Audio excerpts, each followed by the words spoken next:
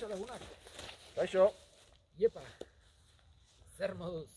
Gaurkoan beste katekesi bat egingo deu. Da, gaurkoan, pixko bat azaldu nahi nuke, urte osoan zehar ikusiko ditugun kontuk. Halako laburpen bat bezala, labur bilduz bezala. Eta katekesi programatiko bat. Gaurkoan egin nuke.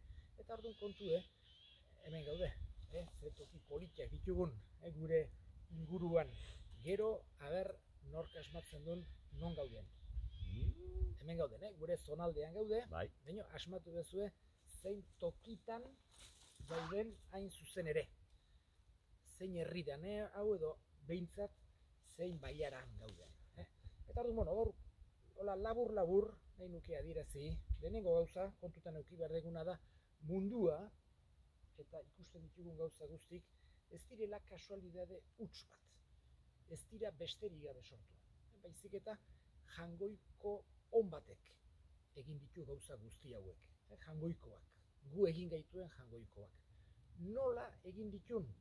Segur asko ez. Hola batean baizik eta prozesu bat egondu zen horre sekuleko esplosio bat, Big Bang, esplosio hundi bat, eta gero planetak hasi ziren sortzen, eta gero planetetan bizia, eta gero biziak ere halako garapen bat eduki zuen, eta azkenik gizakiak. Baina beti jangoikoak eginda.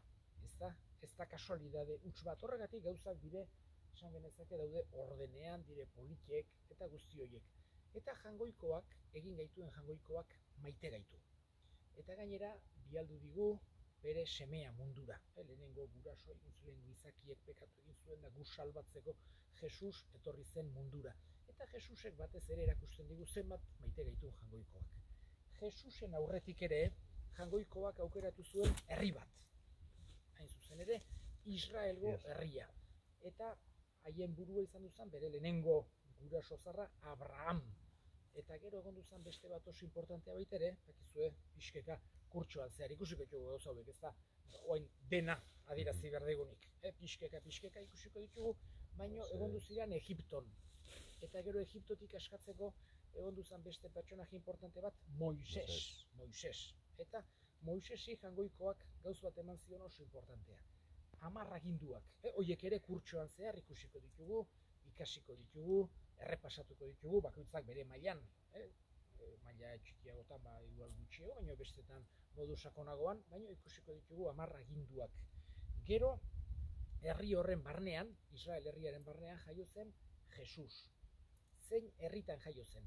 Hoi de beste galdera txogat, zein herritan jaio zen Jesus? Dakizuen. Eta gero, bizitu zen, bere bizi eman zuen, bakizue gurutzean hil zela, eta 3. egunean, eta hori da gauzarik printzipalena, Jesus piztu egin zen. Horiek denak ikusiko ditugu kurtsoan zehar. Eta orduan sortu zuen bere Eliza. Beak 12 adiskide, 12 apostolo aukeratu zituen, eta horien ondorengoak dira gaur egun apezpikuak. Beste galderatxo bat.